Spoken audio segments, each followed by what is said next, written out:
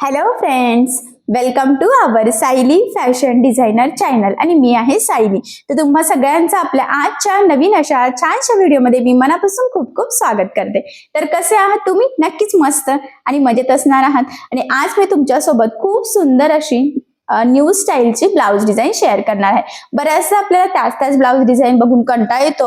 वेगळी unique design बनवायची असते. एवढंच नाही तर कस्टमरला सुद्धा नवीन डिझाईनची आयडिया द्यायची असते आणि अशा वेळेस कधी कधी आपल्यालाही सुचत नाही की कस्टमरला कुठली डिझाईन सांगावी. सो आजची जी काही डिझाईन आहे खरं तर ही खूप सुंदर आहे. सगळ्यात महत्वाचं म्हणजे संपूर्ण कटिंग स्टिचिंग मी आज तुमच्यासोबत शेअर करणार आहे. ते सुद्धा अतिशय सावकाश, स्टेप बाय स्टेप आणि खूप काही महत्त्वाच्या फिनिशिंगच्या टिप्स अँड ट्रिक्स शेअर करणार आहे. जेणेकरून जरी तुम्ही कोणी नवीन शिकत असाल किंवा फिनिशिंग चांगली येत नसेल तर आपला आजचा हा व्हिडिओ बघून या टिप्स अँड ट्रिक्स जर फॉलो केल्या तर नक्कीच तुम्हाला डिझाईन प्रॉपर परफेक्ट फिनिशिंग सहित सहज स्टिच करता येईल. ठीक आहे. सो चला मग वेळ न घालवता आपण आपल्या आजच्या छानशा व्हिडिओला सुरुवात करूयात. आणि हा व्हिडिओ तुम्ही स्किप न करता पूर्ण नक्की बघा, जेणेकरून तुम्हाला आपला आजचा हा व्हिडिओ बघून अशी छानशी डिझाईन बनवणं खूपच सोपं जाईल. ठीक. सो चला मग आता आपण स्टार्ट करूयात. तर हे बघा, इथे तुम्ही बघू शकतात की हा आहे ब्लाऊज पीस आणि त्याचा काट आपण ऑलरेडी कटिंग करून सेपरेट केलेला आहे, ज्यापासून आज आपण खूप सुंदर ट्रेंडिंग न्यू लुक मध्ये डिझाईन बनवणार. त्याचबरोबर इथे अस्तर आणि मेन फॅब्रिक असं दोन्हीचा बॅक पार्ट सुद्धा आपण ऑलरेडी कटिंग करून घेतलेला आहे. आणि सगळ्यात आधी आता याचं मेजरमेंट कसं आहे ते मी तुम्हाला सांगते, म्हणजे तुम्हाला तुमच्या मापानुसार ह्या डिझाईनसाठी सहजच कटिंग स्टिचिंग करता यावी यासाठी. सो बघा, मग ब्लाऊजची उंची आहे 13, 1 इंच मार्जिन असं आपण टोटल 14 इंचाला इथे मार्किंग केलेली आहे. त्यानंतर इथे 4 इंच गळारुंदीची मार्किंग आणि 7 इंचाचा शोल्डर टाकलेला आहे. एवढंच नाही तर याचा मुंडा सुद्धा आपण 7 इंच घेतला. क्रॉस मध्ये एकला मार्किंग करून बॅक साईडच्या मुंड्याचा शेप दिला. त्यानंतर इथून छातीचा चौथा भाग अधिक 1.5 इंच मार्जिन असं टोटल 10 इंचाला मार्किंग करून हा बॅक पार्ट ऑलरेडी कटिंग करून घेतला आहे. आता यानंतर सगळ्यात आधी आपल्याला गळ्याची मार्किंग करायची आहे, ती म्हणजे अस्तरच्या बॅक पार्टवर. सो त्यामुळे मेन फॅब्रिकचा बॅक पार्ट सध्या मी इथे साईडला ठेवलेला आहे. आणि तुम्हाला सगळ्यांनाच माहित आहे की बोटनेक मध्ये आपल्याला खरं तर 2 गळ्यांची मार्किंग करावी लागते, एक वरती आणि एक खाली. सो त्यासाठी मग इथून मी 3 इंचाला एक मार्किंग करते. त्यानंतर खालचा शेप आणि वरचा शेप मध्ये आपल्याला 1 ते 1.5 इंचाचं मार्जिन ठेवायचं असतं. तर ते तुमच्यावर डिपेंड आहे तुम्हाला किती ठेवायचं. सो इथे मी खरं तर 1.25 इंचाला मार्किंग करून घेते. त्यानंतर इथून सुद्धा आता कसं आहे ना की याचा जो ब्लाऊज पीस आहे ना, याच्या कमरेच्या साईडला आपण काठ घेतलेला आहे. तर तो काठ आहे छोटासा 2.5 इंचाचा, अर्धा इंच मार्जिन मध्ये जाणार. त्यामुळे मग खालून मी 3 इंचाला मार्किंग केली, म्हणजे मधल्या शेपमध्ये आपल्याला व्यवस्थित अशी शेप आणि डिझाईन बनवता यावी यासाठी. आणि यानंतर आता आपल्याला 4-4 इंचाची गळारुंदीची इथे सगळ्या साईडने मार्किंग करून घ्यायची. ठीक आहे. आता ही मार्किंग झाल्यानंतर पट्टीच्या सहाय्याने हे पॉइंट जॉईन करून इथे आपल्याला 2 बॉक्स तयार करायचे आहे. ही आपली बेसिक स्टेप आहे. तुमचं बोटनेक ब्लाऊज मध्ये कशीही डिझाईन असो, कसाही गळ्याचा शेप असो, सगळ्यात आधी आपल्याला मेन मार्किंगच्या आधी या पद्धतीने 2 बॉक्स ड्रॉ करून घ्यावा लागतात. ठीक आहे. आता आपल्याला वरच्या साईडला म्हणजे वरती जो काही गळा आहे तिथे सिम्पली अशी गोल गळ्याची मार्किंग करायची आहे. सो बघा, मग मी इथे मार्किंग करून घेतली. आता ही मार्किंग झाल्यानंतर मध्ये सुद्धा आपल्याला एक शेप ड्रॉ करायचा आहे. सो तो आता आपण करून घेऊयात. तर बघा, खरं तर हा जो काही शेप आहे तर हा राऊंड शेप आहे, म्हणजे गोल आकार आपल्याला इथे ड्रॉ करायचा आहे. तर इथे मी एक डिश घेते आणि त्या डिशच्या सहाय्याने इथे गोल गळ्याची मार्किंग करणार आहे. आता जो काही बॉक्स आहे त्यापेक्षा ही डिश छोटी आहे, तर मी सुद्धा गोल राऊंड जरा छोटाच घेते. तुम्ही थोडासा मोठा घेतला तरी चालेल, तुमच्या मेजरमेंटवर ते टोटली डिपेंड आहे. सो एवढा सफिशियंट आहे. आता वरचा जो काही गोल गळा आहे तर तो मी कट करते आणि मधला जो काही गोल गळ्याची मार्किंग आहे तर ती आपल्याला कॅनव्हास पेपरवर करायची आहे, कारण मधला शेप आपण कॅनव्हास पेपर लावून स्टिच करणार आहोत. सो बघा, ह्या पद्धतीने डबल फोल्ड करून कॅनव्हास पेपर ठेवला. फेंट मार्किंग वरच्या साईडला दिसते तर ती डार्क करायची आणि तीच मार्किंग दुसऱ्या साईडला सुद्धा फेंट दिसते तर ती सुद्धा डार्क करून घ्यायची, जेणेकरून सेंटर पासून आपला शेप अगदी परफेक्ट यावा. त्यासाठी ही स्टेप खूप इम्पॉर्टंट. त्यानंतर बघा, 1 इंच मार्जिन ठेवून कॅनव्हास पेपर कटिंग करून घेतला. पुन्हा मी ही प्लेट ठेवून एक अजून थोडीशी डार्क मार्किंग करते, जेणेकरून आपला पण अंदाज येईल की आपली मार्किंग परफेक्ट आहे की नाही. ऍक्च्युली मार्किंग आपली परफेक्टच होती. ठीक आहे. सो अशा पद्धतीने गळ्याची मार्किंग झाली, कॅनव्हास पेपरवर सुद्धा मार्किंग झाली, कटिंगही झालेली आहे. सो आता आपण इथे स्टिच करायला सुरुवात करूयात. सो बघा, मग सगळ्यात आधी आपल्याला इथे अस्तर आणि मेन फॅब्रिक एकमेकाला जोडून घ्यावा लागणार आहे आणि त्यानंतर काठ वापरून आपण डिझाईन बनवणार आहोत. तर मग सगळ्यात आधी मेन फॅब्रिकचा बॅक पार्ट सरळ ठेवायचा, आपण कटिंग केलेला अस्तरचा बॅक पार्ट त्यावर ठेवायचा. सेंटरला एक पिन लावायची जेणेकरून स्टिच करताना हलायला नको. आणि सगळ्यात आधी जो काही वरचा गोल गळा आहे त्याच्या कडेकडेने आपल्याला साधारणतः पाव इंच असं एकसारखं मार्जिन ठेवत इथे टीप मारून घ्यायची आहे. लक्षात राहू द्या, टीप मारताना मार्जिन अजिबातच कमी जास्त व्हायला नको, कारण आता आपण जशी टीप मारणार आहोत तसंच आपल्या गळ्याचा शेप येणार आहे. सो बघा, मग फायनली गोल गळ्याची इथे मार्किंग झालेली आहे आणि टीप मारून घेतली एक्झॅक्टली त्यावर. त्यानंतर लगेचच आपण कमरेच्या साईडला साधारणतः अर्धा इंच एवढं मार्जिन ठेवून टीप मारूयात. ह्या स्टेपने काय होतं की वरचा गळा आणि कमरेचा पार्ट दोन्हीही सोबतच फिनिशिंग सहित रेडी होतं आणि इथे कुठेही आपल्याला कमरपट्टी किंवा गळापट्टी लावण्याची गरज पडत नाही. एक्स्ट्राचं कमरेच्या साईडचं कटिंग करून घेतलं. त्यानंतर गळ्याच्या मध्ये सुद्धा जे काही एक्स्ट्राचं मेन फॅब्रिक आहे म्हणजेच ब्लाउज पीसचा कपडा तर तो कटिंग करून घ्यायचा आणि मग गळ्याला द्यायचे आहे छोटे छोटे कट्स, जेणेकरून ज्यावेळेस आपण हा बॅक पार्ट सरळ करू तर तो प्रॉपर परफेक्ट फिनिशिंग सहित सरळ व्हावा. त्यासाठी खरं तर ही स्टेप मोस्ट इम्पॉर्टंट. आणि फायनली बॅक पार्ट आपण इथे सरळ केला. आता वरच्या गळ्याला सगळ्यात आधी आपल्याला द्यायची आहे दाबटीप. तर इथे सुद्धा लक्षात राहू द्या की दाबटीप देताना जो काही आपला आतला अस्तरचा कपडा आहे तर तो वरती दिसणार नाही, जेणेकरून आपली फिनिशिंग बिघडायला नको. सो फिनिशिंगसाठी ही खूपच महत्वाची टीप आहे, तर ही तुम्ही आवर्जून फॉलो करायची आहे. सो बघा, मग किती प्रॉपर असा गोलाकार शेप आपला इथे रेडी झालेला आहे. यानंतर लगेचच आपण कमरेच्या साईडला सुद्धा दाबटीप देऊन घेऊयात आणि इथे सुद्धा दाबटीप देताना आतला जो काही अस्तरचा कपडा आहे तर तो वरती दिसणार नाही याची आपल्याला काळजी घ्यायची आहे. आणि बघा, मग फायनली किती प्रॉपर परफेक्ट अशी फिनिशिंग आलेली आहे आणि गळा आणि कमरेचा पार्ट दोन्ही सोबतच रेडी झालं. So perfect back part ready करण्याची ही सगळ्यात साधी, सिंपल आणि सोपी पद्धत आहे. ठीक आहे. त्यानंतर ह्या पद्धतीने अस्तर मेन फॅब्रिक एकमेकाला जोडून घ्यायचं. आता हे जोडताना जेवढं शक्य आहे तेवढं कमी कमी मार्जिन पकडायचं आहे. त्याचबरोबर जोडताना कुठे गोळा होणार नाही, तिरकं होणार नाही, कुठे फुगा येणार नाही. तर या छोट्या मोठ्या गोष्टींची सुद्धा खरं तर आपल्याला काळजी घ्यायची आहे. आता हे जोडून झाल्यानंतर जे काही एक्स्ट्राचं मेन फॅब्रिक आहे तर ते कट करून परफेक्ट असा बॅक पार्ट आपल्याला इथे रेडी करून घ्यायचा आहे. कारण तुम्हाला सगळ्यांनाच माहित आहे अस्तरवर आपण परफेक्ट कटिंग करत असतो, पण ब्लाउज पीसचा कपडा आपण थोडंसं एक्स्ट्राचं मार्जिन ठेवून कटिंग करतो, जेणेकरून स्टिचिंग करणं इझी जावं. म्हणूनच पुढची डिझाईन बनवण्याच्या आधी अस्तर मेन फॅब्रिक जोडून परफेक्ट बॅक पार्ट रेडी करायचा आणि तो आपण इथे फायनली रेडी करून घेतला. ठीक आहे. यानंतर आता जो काही कॅनव्हास पेपर आपण कट केला होता गळ्यासाठी, त्यासाठी आपल्याला अस्तर लागणार आहे. सो कडेने किंचितसं मार्जिन ठेवत आपण इथे हे कट करून घेतलं. आता आपण इथे जॉईंट देणार आहोत. सो मग सगळ्यात आधी मी सिंपल एक टीप मारते, त्यानंतर हे पार्ट ओपन करून वरून दाबटीप द्यायची, जेणेकरून कुठे जॉईंट आहे हे लक्षात येत नाही आणि फिनिशिंग सुद्धा खूप सुंदर येते. त्यानंतर त्यावर ह्या पद्धतीने गळ्याचा शेप आपण जो काही कटिंग केलेला आहे तो ठेवायचा आणि सिम्पली कडेकडेने ह्या पद्धतीने टीप मारायची. या स्टेपने काय होतं की आपला कॅनव्हास पेपर अस्तरला पॅक होतं. त्यानंतर मग अस्तरला छोटे छोटे कट्स मारायचे आणि ह्या पद्धतीने फोल्ड करत आपल्याला टीप मारायची. म्हणजे काय होतं, आपला कॅनव्हास पेपर अस्तरमध्ये सगळ्या साईडने व्यवस्थित पॅक होतो आणि मग ब्लाऊज कितीही धुतला, कितीही यूज केला तरी सुद्धा तिथून कॅनव्हास पेपर निघण्याचे किंवा गळा खराब होण्याचे चान्सेस राहत नाही. सो त्यामुळे ही स्टेप सुद्धा खरं तर मोस्ट इम्पॉर्टंट आहे. आणि बघा, मग फायनली किती व्यवस्थित आपण इथे एकसारखं हे जोडून घेत आहोत. ठीक आहे. सो फायनली आपला हा पार्ट इथे रेडी झालेला आहे. आता हा तयार झालेला गळा आपल्याला बॅक पार्टला स्टिच करायचा आहे.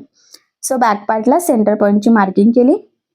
बॅक पार्टचा सेंटर पॉईंट आणि याचा सेंटर पॉईंट दोन्ही मॅच करत सगळ्यात आधी एक मध्यभागी टीप मारायची.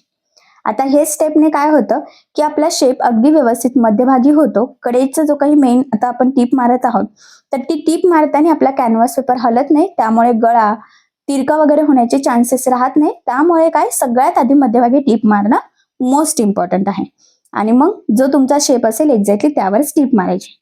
सो आपण अगदी तंतोतंत इथे टीप मारून घेतलेली आहे. यानंतर काय करायचं, ह्या पद्धतीने फोल्ड करत अगदी छोटासा कट मारायचा. आता कट मारल्यानंतर जे काही एक्स्ट्राचं आहे अस्तर मेन फॅब्रिक तर हे संपूर्ण आपल्याला इथे कटिंग करून घ्यायचं आहे आणि मग गळ्याला द्यायचे आहे छोटे छोटे कट्स, जेणेकरून ज्यावेळेस आपण हा अस्तरचा पार्ट किंवा कॅनव्हास पेपरचा पार्ट आतमध्ये फोल्ड करू तर तो प्रॉपर परफेक्ट फिनिशिंग सहित फोल्ड व्हावा आणि गळ्याचा आकार आपल्याला जसा हवा आहे तसा यावा. त्यासाठी ही स्टेप मोस्ट इम्पॉर्टंट आहे, मग तुमचा शेप कुठलाही असला तरी सुद्धा. आणि बघा, मग ह्या पद्धतीने आतमध्ये फोल्ड करायचं, व्यवस्थित सेट करायचं आणि मग ह्या शेपला आपल्याला कडेकडेने द्यायची आहे दाबटीप. सो बघा, मग आता इथे दाबटीप देताना सुद्धा आपल्याला काळजी घ्यायची आहे की जो काही आपला कॅनव्हास पेपरचा अस्तरचा कपडा आहे तर तो वरती दिसणार नाही, जेणेकरून आपली गळ्याची फिनिशिंग बिघडायला नको. खरं तर संपूर्ण ह्या डिझाईनची कटिंग स्टिचिंग करताना मी तुमच्यासोबत ज्या काही महत्त्वाच्या फिनिशिंगच्या टिप्स अँड ट्रिक्स शेअर करत आहे तर त्या तुम्ही आवर्जून फॉलो करायची, म्हणजे तुम्हाला आपला आजचा हा व्हिडिओ बघून परफेक्ट प्रॉपर फिनिशिंग सहित ही डिझाईन बनवणं खूपच सोपं जावं यासाठी. त्यानंतर बघा मी नॉट घेतलेला आहे आणि काठही घेतलेला आहे. खरं तर इथे आता आपल्याला चौकोनी छोटासा काठ लागणार आहे, पण दोन्ही साईडनी काठ हवा आहे, त्यामुळे ह्या पद्धतीने फोल्ड केलं बघा मी. नंतर हा काठ उलटा फोल्ड करायचा आहे आणि कडेकडेने आपल्याला टीप मारून घ्यायची. तर 1/2 इंच एवढं मार्जिन पकडलं तरी सुद्धा चालेल. सुरुवातीला आणि शेवटी डबल टीप देऊन लॉक करायचं, जेणेकरून तिथून शिलाई निघण्याचे चान्सेस राहणार नाही आणि आपला हा छोटासा पॅच सुद्धा खराब होणार नाही. सो बघा मग ह्या पद्धतीने सगळ्या साईडने मी टीप मारते. फक्त एका साईडने थोडंसं ओपन ठेवायचं आहे, जिथून आपल्याला हा पॅच सरळ करता यावा यासाठी. आणि बघा मग स्क्रूड्रायव्हरच्या सहाय्याने मी हे व्यवस्थित सरळ करून घेते ह्या पद्धतीने. म्हणजे काय होतं की फिनिशिंग छान अशी व्यवस्थित प्रॉपर येण्यासाठी ही स्टेप मोस्ट इम्पॉर्टंट आहे. आणि बघा मग फायनली आपण हा छोटासा पॅच इथे सरळ करून घेतलेला आहे. त्यानंतर आता याचे सगळे कानेकोपरे आपल्याला व्यवस्थित बाहेर काढायचे आहे, म्हणजे आपला शेप सुद्धा अगदी परफेक्ट येईल. ठीक आहे. सो बघा मग फायनली व्यवस्थित असं सगळ्या साईडनी सेट झालेलं आहे. आणि मग ह्या चौकोनी शेपला या पॅचला आपल्याला कडेकडेने सिंपल अशी टीप मारून घ्यायची आहे, म्हणजे दाबटीप जशी देतो ना सेम त्याच पद्धतीने, म्हणजे हा पॅच व्यवस्थित सेट व्हावा खरं तर यासाठी. सो बघा मग चारही बाजूने आपण इथे दाबटीप देऊन घेतलेली आहे. ठीक आहे. यानंतर आता पुढची मेन स्टेप आहे ती म्हणजे आपल्याला इथे नॉट लागणार आहे. सो मी ते मोजून घेते. इथून बघा अंतर घेतलं आणि दोन्ही साईडने 1-1 इंच तरी एक्स्ट्रा घेतलेला आहे, जेणेकरून ते आपल्याला कमी पडायला नको यासाठी. आणि सेम ती साईज व्यवस्थित ठेवत टोटल आपल्याला इथे 8 नॉटच्या पट्ट्या छोट्या छोट्या तुकड्यांमध्ये खरं तर कट करून घ्यायचं आहे. ठीक आहे. आणि तुमचा राऊंड शेप किती डेप्थ आहे, त्याची रुंदी किती आहे, त्यावर डिपेंड आहे की ह्या नॉटची साईज तुम्हाला किती घ्यायची आहे. ठीक आहे. सो तुम्ही बघितलंच, मी सुद्धा मोजूनच घेतलेलं आहे, तुम्ही सुद्धा सेम त्याच पद्धतीने मोजून घ्यायचं. आणि बघा मग फायनली आपले हे इथे टोटली 4 आणि 4 8 असे कट झालेले आहे. ठीक आहे. आता हे कटिंग केलेले जे काही नॉट आहे तर हे आपल्याला इथे अटॅच करायचे आहे. तर मला असं वाटतं की हा चौकोन आहे ना थोडासा छोटा करावा, म्हणजे आपली डिझाईन अजूनच उठून दिसेल. खरं तर असा लावला तरी सुद्धा चालणार आहे, पण मी ना थोडंसं फोल्ड करून ना अजून एक टीप मारून घेते. तर सगळ्या साईडने मी टीप मारते. तुम्हाला एवढाच हवा असेल तर तुम्ही ठेवू शकता, बट मलाच असं वाटलं की थोडा छोटासा जरा उठून दिसेल आपल्या डिझाईनला. सो त्यामुळे मग चारही बाजूने पुन्हा मी टीप मारून घेतली आणि थोडासा कमी केला एवढा. ठीक आहे. आता तो व्यवस्थित सेट होईल. आणि मग बघा आता एका टोकाला आपल्याला टोटली 4 नॉट इथे अटॅच करायचे आहे. मी म्हटलं होतं एका साईडला 4 लागणार आहे. सो बघा मग ह्या कोपऱ्यावर ठेवायचे आहेत ते आणि व्यवस्थित डबल टीप देऊन लॉक करायचे, जेणेकरून तिथून शिलाई निघायला नको आणि आपली डिझाईन किंवा नॉट सुद्धा लवकर निघून खराब व्हायला नको यासाठी. सो बघा मग बरोबर डबल टीप देऊन लॉक केलं. एका टोकाला लावले की सेम त्याच पद्धतीने व्यवस्थित तसाच डिस्टन्स ठेवत दुसऱ्या साईडने सुद्धा आपल्याला इथे हे लावून घ्यायचं आहे. आणि मग नंतर आतल्या साईडने तुम्ही तेवढाच चौकोनला अस्तर अटॅच करायचं. ठीक आहे. अस्तर अटॅच केल्यानंतर आता हा तयार झालेला छोटासा पॅच इथे आपल्याला लावून घ्यायचा आहे. सो मी सेंटर पॉईंटची मार्किंग करते आणि बरोबर हा इथे सेंटरला ठेवून टीप मारून आपण इथे जॉईन करून घेऊयात. तर इथे सुद्धा सुरुवातीला आणि शेवटी डबल टीप देऊन लॉक करायचं. आता लॉक केल्याने काय होतं की 2-3 शिलाई एकावर एक येतात आणि त्यामुळे तिथून शिलाई निघण्याचे चान्सेस राहत नाही. आणि फायनली बघा अशा पद्धतीने आपण अगदी परफेक्ट प्रॉपर असं हा जो काही छोटासा पॅच होता तर तो लावून घेतला. त्यानंतर आता ह्या नॉट सुद्धा आपल्याला इथे स्टिच करून घ्यायचे आहे. सो बघा असा डिस्टन्स ठेवायचा आहे. महत्वाचं म्हणजे आपल्याला ह्या नॉट थोड्याशा लुझिंग मध्ये थोड्याशा शेप वाईज त्या सेट करायच्या आहे. त्याचबरोबर आता ह्या अटॅच करताना 2 नॉट मधलं डिस्टन्स म्हणजेच अंतर सेम ठेवायचं, जेणेकरून आपली डिझाईनची गळ्याची फिनिशिंग बिघडायला नको यासाठी. जर एखादं नॉट खूप जवळ आणि एखादं खूप लांब गेलं तर आपले डिझाईन बिघडू शकते. सो तसं होऊ देऊ नका. एक साईडचं लावून झालं की बरोबर दुसऱ्या साईडचं किती डिस्टन्सवर ठेवलेलं आहे त्याचा अंदाज घेत, किती लुजिंग आपण नॉट सोडलेला आहे, तर ह्या सगळ्या गोष्टींचा अंदाज घेत आपल्याला दुसऱ्या साईडने सुद्धा ह्या नॉटला टिप मारायची आणि इथे सुद्धा आपल्याला सुरुवातीला शेवटी व्यवस्थित डबल टिप देऊन लॉक करायचं आहे. कारण ही जी काही मी तुम्हाला पुन्हा पुन्हा सांगते, लॉक करायचं, कारण ही स्टेप मोस्ट इम्पॉर्टंट आहे. तुम्ही व्यवस्थित लॉक केलं तरच तुमचा ब्लाऊज फिनिशिंगला पण छान राहील आणि तो टिकाऊ पण बनेल, म्हणजे कुठून शिलाई निघण्याचे चान्सेस खरं तर राहणार नाही. सो बघा, मी अगदी सावकाश काळजीपूर्वक एका साईडने जसं लावलेलं आहे त्याचा अंदाज घेत दुसऱ्या साईडने सुद्धा इथे टिप देऊन व्यवस्थित हे नॉट अटॅच करून घेतले. ठीक आहे. सो फायनली बघा, आपण अगदी व्यवस्थित ते लावून घेतलेले आहे. त्यानंतर आपण एक्स्ट्राचं इथे कट करूयात, पण याआधी काय करूयात, इथे आता आपल्याला बॅक साईडला ना टक्स टाकायचे आहेत. सो ते आपण इथे टाकून घेऊयात. सो बघा, मग सेंटर पासून 4.5 मार्किंग करायची, अर्धा इंच साईडला आणि उभा 4 इंचाच्या टक्स पॉईंटची मार्किंग करायची. सेम त्याच पद्धतीने दुसऱ्या साईडला सुद्धा आपण मार्किंग करून घेतली. आता जी मार्किंग केलेली आहे एक्झॅक्टली त्यावरच या पद्धतीने फोल्ड करत तिरका टक्स टाकायचा आहे. टक्सला सुरुवातीला आणि शेवटी सुद्धा डबल टिप देऊन लॉक करायचं आहे. एवढंच नाही तर संपूर्ण टक्सला सुद्धा आपल्याला खरं तर इथे डबल टिप देऊन घ्यायची आहे. ठीक आहे. सो बघा, मग फायनली एक साईडने टक्स टाकून झालेला आहे. सेम त्याच पद्धतीने दुसऱ्या साईडला सुद्धा आपण इथे टक्स टाकून घेऊयात आणि इथे सुद्धा आपल्याला सुरुवातीला आणि शेवटी डबल टिप देऊन लॉक करायचं. सो बघा, मग फायनली अगदी परफेक्ट प्रॉपर असं आपले हे टक्स दोन्ही साईडने टाकून घेतले म्हणजे झालेले आहे. खरं तर परफेक्ट टक्स टाकणं सुद्धा खूप गरजेचं आहे, कारण की फिटिंगला हा पॉईंट मोस्ट इम्पॉर्टंट आहे. बऱ्याचदा योग्य पद्धतीने टक्स न टाकल्या गेल्यामुळे होतं काय की पाठीमागचा कमरेचा भाग लूज पडतो, तो वर उचलल्यासारखा होतो. सो तसं होऊ नये त्यासाठी मी ज्या पद्धतीने टक्स टाकायला सांगितले तुम्ही सुद्धा सेम त्याच पद्धतीने टाकायचे. त्यानंतर बघा, मी इथे एक लेस घेतलेली आहे. खरं तर तुम्हाला जर वाटत असेल तर तुम्ही इथे वरच्या गळ्याला आणि मधल्या शेपला लेस लावू शकतात, बट मी काय करणार आहे, फक्त जो काही मधला आपला काठाचा पॅच आहे ना, तर त्या पॅचलाच ही लेस लावणार आहे, जेणेकरून मधला हा आपला शेप आणि मधली महत्वाची ही डिझाईन उठून दिसेल, कारण की संपूर्ण ब्लाऊजचं लुक आपल्या ह्या डिझाईनवर डिपेंड आहे. सो मग बघा, इथून मी सुरुवात करते. कानाकोपऱ्यावर लेस व्यवस्थित फोल्ड करायची आहे.